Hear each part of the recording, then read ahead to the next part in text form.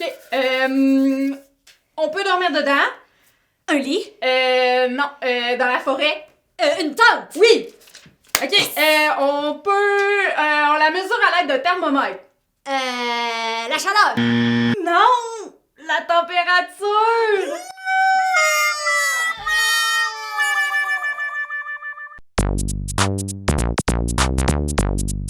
Contrairement à ce qu'on peut penser, la température et la chaleur désignent des concepts bien différents. Ils ont toutefois un point en commun, ils sont tous deux reliés à l'énergie thermique. L'énergie thermique dépend de la quantité de particules d'une substance et du degré d'agitation de ces particules. Autrement dit, l'énergie thermique dépend de la masse et de la température d'une substance. Plus il y a de particules, plus l'énergie thermique augmente. De la même manière, plus la température augmente, plus l'énergie thermique augmente. Au contraire, si le nombre de particules ou la température diminue, l'énergie thermique diminue également. Si j'ai un petit verre d'eau à 100 degrés Celsius et un gros bol d'eau à 50 degrés Celsius, quelle quantité d'eau a la plus grande énergie thermique? Faisons une analogie pour mieux comprendre. Admettons que chaque pile de livres représente des quantités différentes d'une même substance et que la masse totale de chaque pile soit l'énergie thermique. Dans cette pile, on a 2 livres de 400 grammes chacun, tandis que dans celle-ci, on a 10 livres de 200 grammes. Si tu veux fournir le moins d'énergie possible, quelle pile de livres transporterais-tu? Effectivement, la pile de 2 livres a une masse totale plus petite que celle de 10 livres.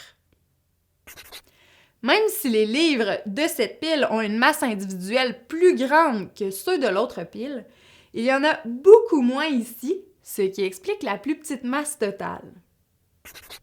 Revenons à nos contenants d'eau. Dans le verre, la température est plus élevée que dans le bol, mais il y a également beaucoup moins de particules dans le verre que dans le bol. L'énergie thermique est donc plus petite dans le verre et plus grande dans le bol. Ceci étant dit, on peut maintenant définir la température et la chaleur. La température est la mesure du degré d'agitation des particules. Plus les particules sont en mouvement, plus la température est élevée. Elle est mesurée en degrés Celsius, en Kelvin ou en Fahrenheit. La chaleur est un transfert d'énergie d'un objet à un autre.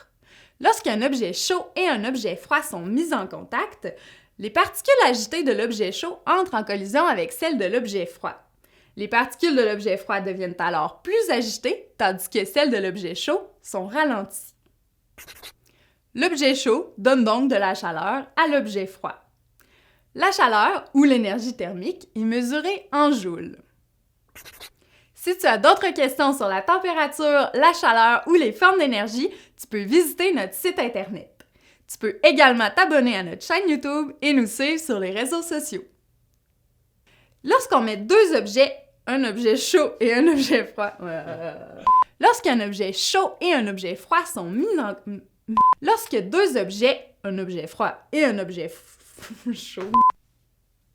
Bon, ok, là...